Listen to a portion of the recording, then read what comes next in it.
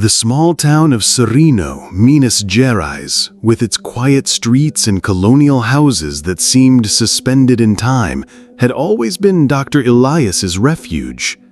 A renowned psychiatrist, his life was a tapestry of well-established routines, punctuated only by the occasional professional challenge. The Santa Luzia Psychiatric Hospital, an imposing, ancient stone building perched atop a hill, was his second home, a place of order and predictability in an often chaotic world. Until Frank arrived. There were no ambulance sirens, no usual commotion of a new admission. Elias was in his office, reviewing patient files under the yellowish light of his lamp, when the head nurse, Dona Lucia, a woman of usually unshakable demeanor, knocked on his door. Her face, however, carried an expression of confusion. "Dr. Elias, sorry to bother you, but we have a new patient." Elias looked up, intrigued. "A new patient? No one told me. Who is it?" Lucia hesitated, frowned. "It's Frank. He's in the observation room. But the strange thing is, I don't remember seeing him come in, and there's no admission record." A shiver ran down Elias's spine. That was, at the very least, unusual. Santa Luzia's bureaucracy was infallible, almost suffocating. Without a shred of paperwork, a patient was an anomaly. He stood up, curiosity mixing with an uncomfortable premonition. In the observation room, Frank sat in a corner, facing the wall, with a stillness that bordered on immobility. He was a middle-aged man, with disheveled gray hair and simple but clean clothes that seemed old-fashioned. His posture was rigid, almost petrified. Most disturbingly was the atmosphere around him, a heavy silence, an absence of life that seemed to suck the sound out of the environment itself. Elias tried to approach him, but Frank didn't react. There was no nod, no blink, nothing, just emptiness. Elias looked at Lucia, who shook her head, visibly disturbed. "No one on the staff recognizes him, doctor. It's as if he just appeared."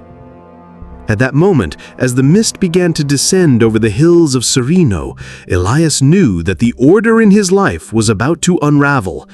Frank's arrival was not just a clinical case, it was the harbinger of something inexplicable, something that would challenge everything he knew about the human mind and reality itself. The days following Frank's arrival were a subtle torment for Elias.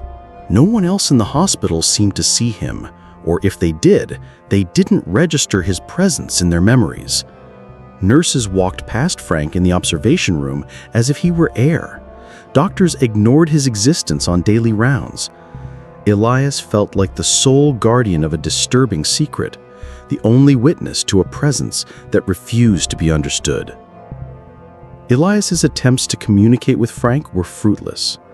The patient remained in his catatonic state, eyes fixed on an invisible point, as if his mind were trapped in a dark labyrinth.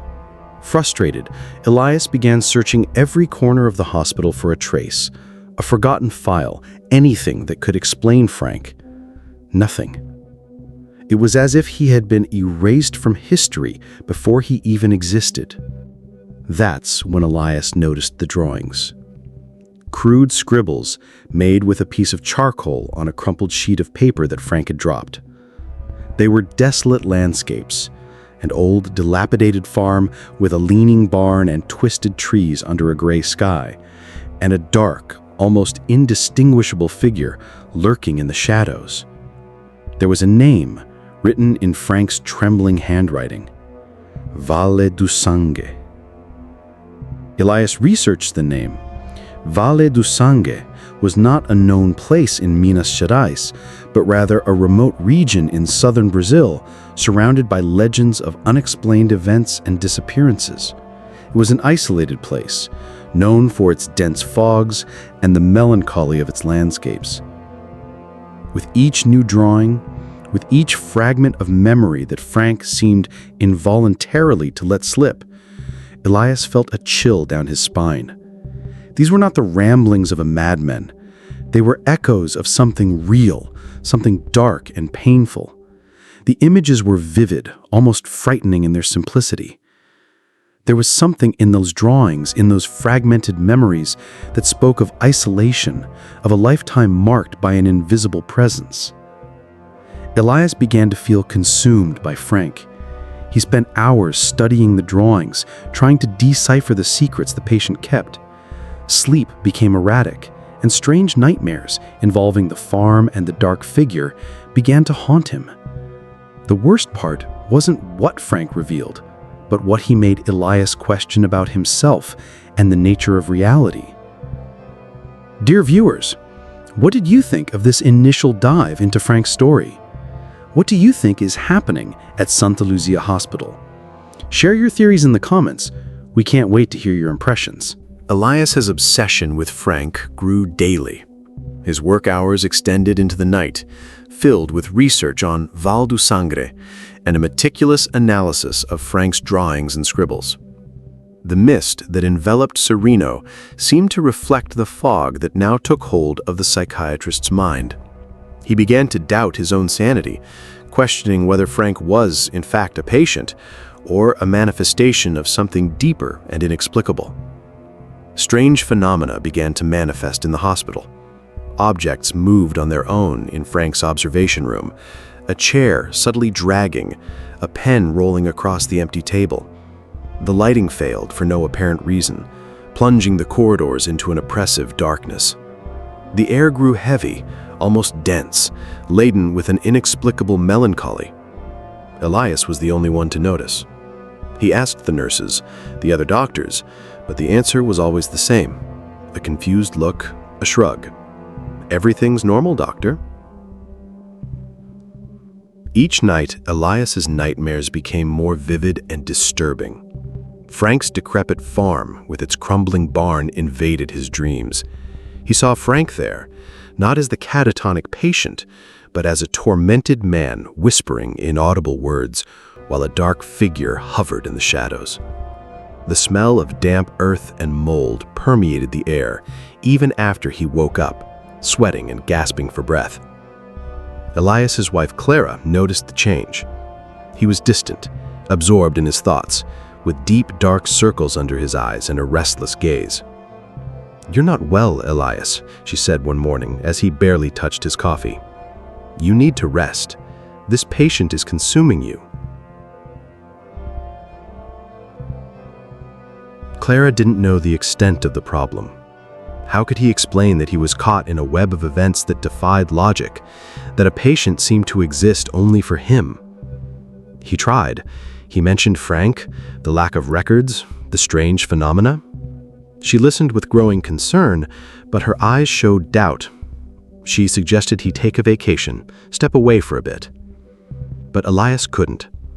He felt a pressing need to unravel Frank's mystery, as if his own sanity depended on it. The line between reality and illusion, once so clear, now blurred before Elias. He was losing himself in the labyrinth of Frank's mind, and perhaps in his own. The stillness of Sereno had been replaced by a constant unease, a melancholy that seemed to infiltrate every corner of his existence. The worst part wasn't what Frank revealed, but what he made Elias question about himself and the nature of reality. We are immensely grateful to you, viewer, for staying with us until this crucial point in the story.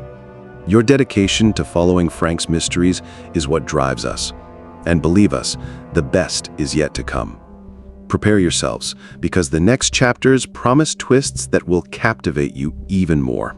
The decision to go to the Valle do Sangue was impulsive, born at frustration and the imperative need for answers. Elias concocted a vague excuse for Clara, something about an urgent conference, and hit the road. The journey was long and silent, the Minas Raias landscape giving way to narrower, more precarious roads amidst the dense, humid vegetation of southern Brazil. The weather, once mild and sereno, turned into a persistent, damp cold, with a fog so thick that he could barely see inches ahead. The farm, When Elias finally found it, was worse than his nightmares. The coordinates he had inferred from Frank's drawings led him to a place so remote it seemed untouched by time. The large house was in ruins, the wood rotten, the windows broken like empty eyes. The barn, leaning and about to collapse, seems to weep under the weight of years of abandonment. A deep melancholy hung in the air, so palpable that Elias felt a tightening in his chest. With a flashlight in hand, he entered what remained of the house. The smell of mold, dust, and something indefinable, something almost metallic like dried blood, filled the air. The furniture was covered in frayed sheets, ghosts of a life that once existed there. In the main bedroom, amidst the chaos and decay, Elias found it. Beneath a loose floorboard, hidden like a shameful secret, lay an ancient diary, its pages yellowed by time and its leather cover worn.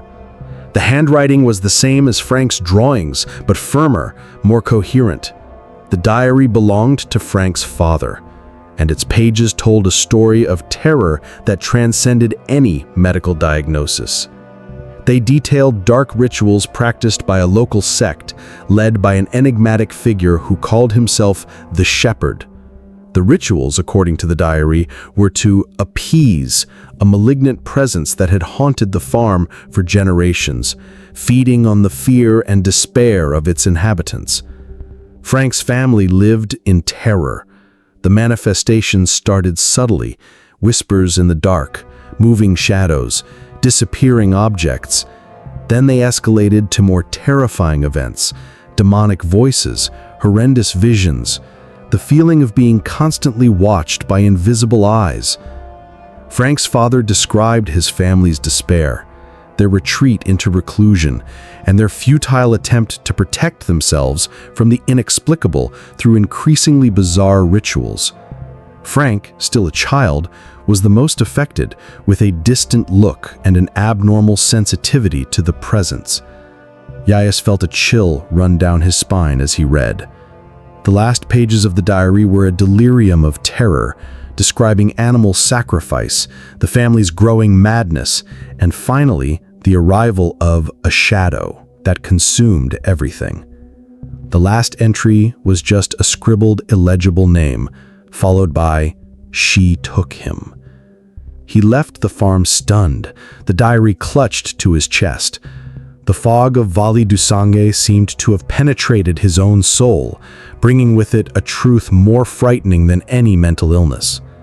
Frank was not just a patient, he was the last remnant of a tragedy that spanned generations, a survivor of an unspeakable horror that had marked his existence in a way medicine could never comprehend. Elias knew that by unearthing Frank's past, he had awakened something, and that something was about to return to Sereno. Back at Santa Lucia Hospital, Elias felt that the farm had followed him. The diary, now locked in his drawer, was a constant weight on his conscience. Frank's stillness had changed. His eyes, once empty, now followed Elias with a disturbing intensity.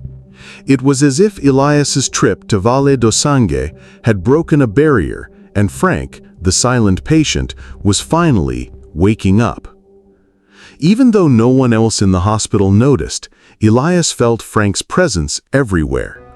When he walked down the corridors, he heard the subtle shuffle of footsteps behind him, even when he was alone. In his office, he saw Frank's silhouette in his peripheral vision, standing in the doorway, observing him with an unreadable expression. Elias tried to talk, but Frank just stared, his gray eyes laden with ancient knowledge. Sessions with Frank became a torment for Elias. The patient, who had not spoken before, now whispered. The words were fragmented, enigmatic, but Elias understood their essence. Frank spoke of secrets, of fears, of guilt. And most terrifying, he spoke of Elias's secrets. "You know what you hide, doctor," Frank whispered one day as Elias tried uselessly to make him draw. "The darkness you lock away, it knows me." Elias felt his heart pound. Frank couldn't possibly know. Elias's personal life was a closed book, his own torments and regrets kept under lock and key. There was a traumatic event in his past, a secret he had buried so deeply, he barely allowed himself to recall it. Frank, however, seemed to see right through him. On another occasion, Frank recited an exact phrase Elias had spoken aloud in a moment of despair to his wife years ago during an argument about the past. Elias froze. How could Frank, a patient who supposedly had no contact with the outside world, know this? Fear turned into terror. Frank was not just a patient, he was a mirror, reflecting Elias's deepest fears, the insecurities he believed he had mastered. Elias's nights were a battlefield. The nightmares intensified. He found himself trapped on Frank's farm, no longer as an observer, but as a victim. The dark figure from the diary pursued him, and Elias felt the cold touch of his most intimate fears. He woke up screaming, covered in sweat, his sanity hanging from a thread. Elias's initial premise, that of a doctor helping a patient, had been subverted. Frank didn't need help. He seemed to have come to confront Elias. The stillness of Sereno had been replaced by constant unease. The melancholy of Frank's farm had taken root in his own being.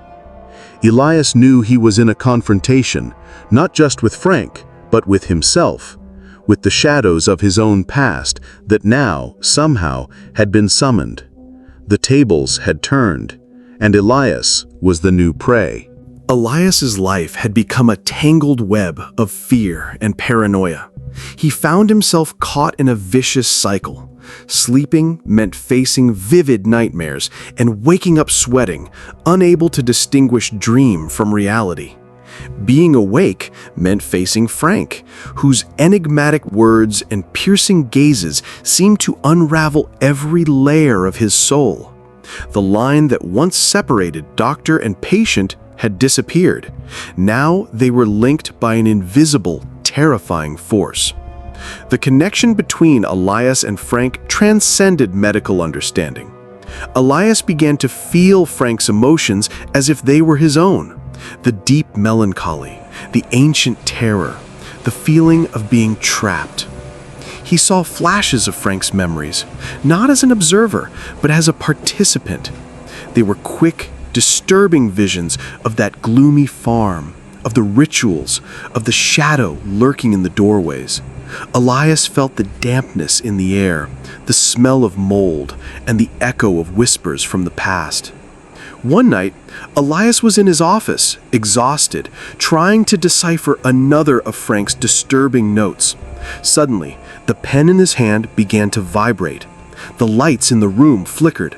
An intense cold, not from the window, filled the room. Elias felt a presence behind him, a pressure in the air that made him turn abruptly. There was no one, but on his desk, one of Frank's drawings, which had been face down, was now visible, the dark figure lurking from the twisted trees of the farm. The next day, Elias tried a new approach with Frank. Instead of asking questions about the past, he began to talk about himself, about his own fears and regrets.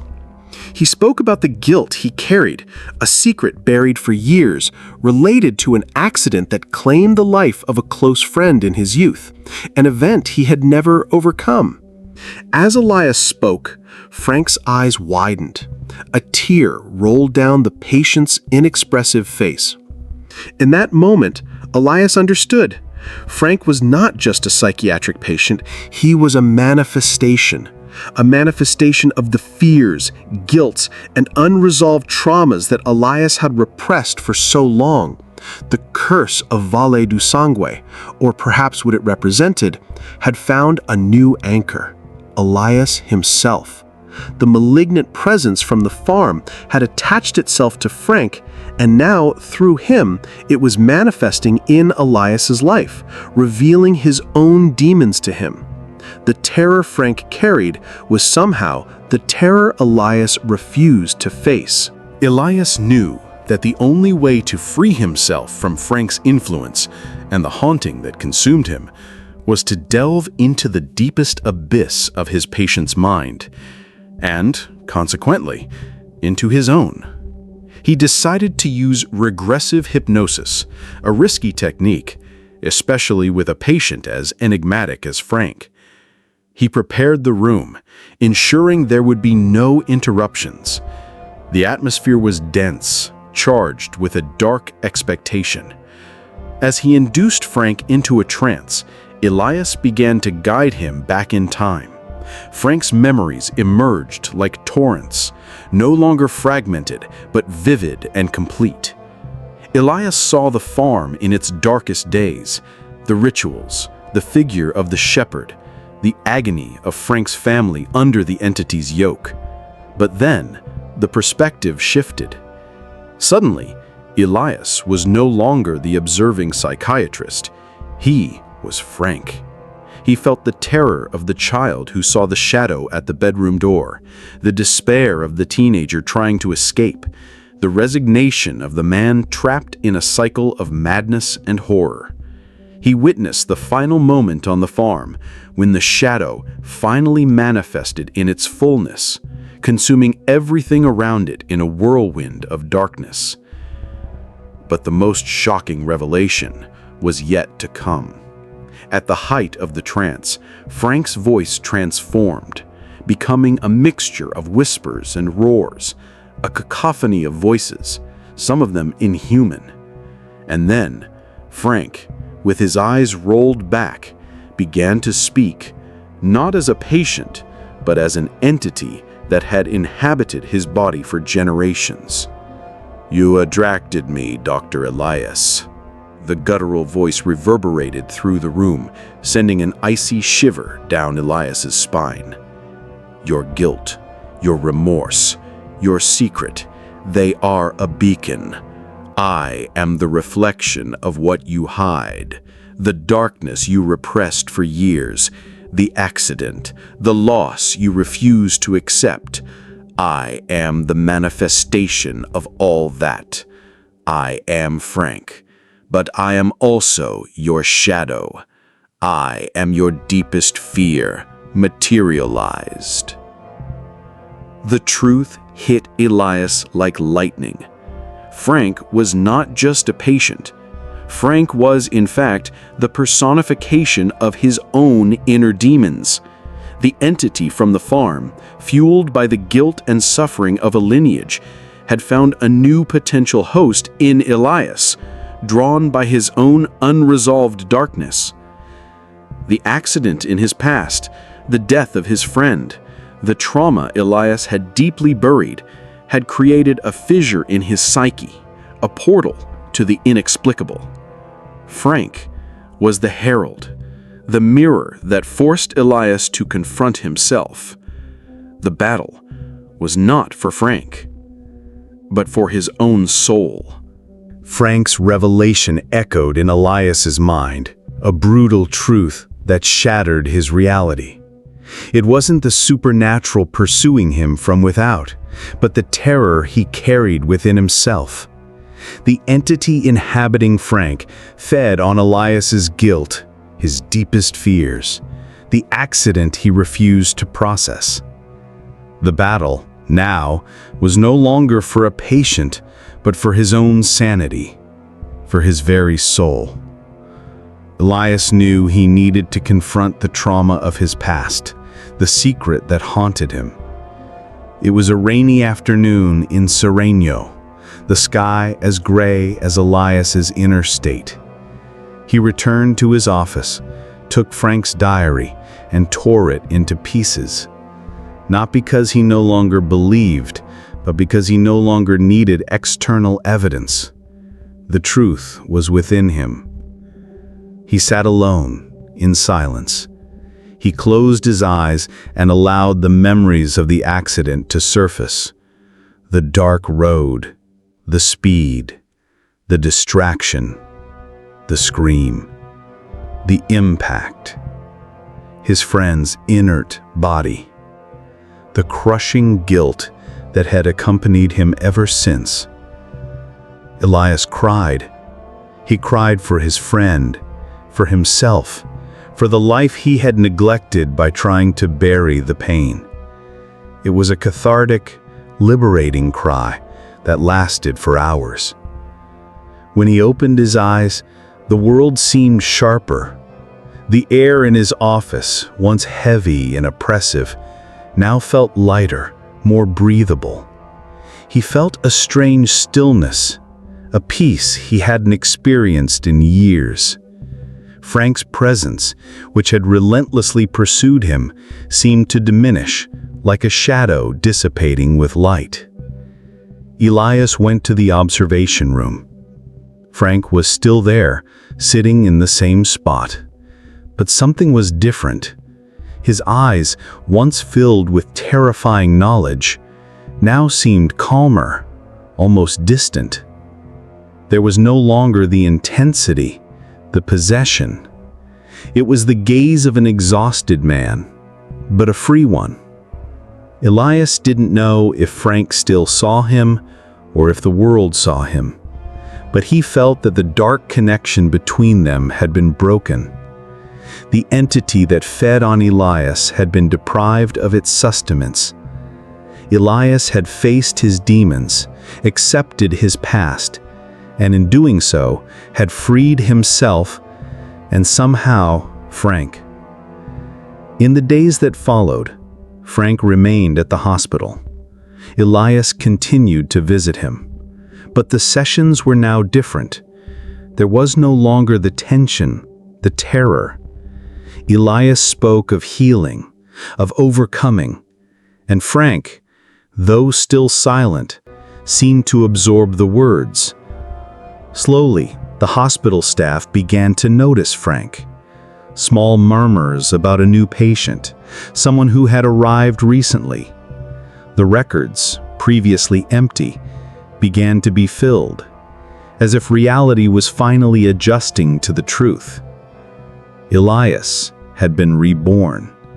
Life in Sereno, with its quiet streets, became a refuge once more, but now with a new layer of depth and understanding. He continued his work, but with renewed empathy, a deeper understanding of the complexities of the human mind and the power of unresolved secrets. The story of Frank, the patient only he saw, became a constant reminder that the greatest terror often resides within us, and that true liberation comes from facing our own darkness. And so we reach the end of Elias and Frank's terrifying and revealing journey. A story that forced us to question the thin line between sanity and madness, between the visible and the inexplicable. Was Frank real, a hallucination, or a manifestation of Elias's inner demons? His story makes us reflect on the weight of secrets, of unresolved traumas, and how they can manifest in ways that defy our understanding. What did you think of this deep dive into psychological and supernatural horror? Do you believe Elias finally rid himself of his haunting? Or could Frank's shadow still be lurking somewhere? Leave your honest opinions in the comments. Your perspective is crucial to us and to the community that ventures into our mysteries. If you were gripped by this chilling plot and are looking for more stories that will mess with your senses, subscribe to the channel so you don't miss any of our upcoming scripts. And to continue the immersion into the unknown, how about watching our next recommended video? We are sure it will captivate you from beginning to end, like a shadow that refuses to leave. Until the next story.